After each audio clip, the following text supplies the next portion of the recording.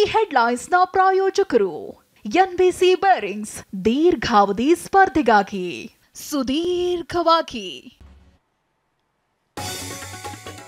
ಮಂಡ್ಯ ಅಖಾಡಕ್ಕೆ ಮತ್ತೆ ದರ್ಶನ್ ಎಂಟ್ರಿ ಆಗ್ತಾರಾ? ಸುಮಲತಾ ಬೆನ್ನಿಗೆ ನಿಂತ ಚಾಲೆಂಜಿಂಗ್ ಸ್ಟಾರ್ ಸಚ್ಚಿದಾನಂದ ಜೊತೆಗೆ ಸಂಧಾನಕ್ಕೆ ಪ್ರಯತ್ನ.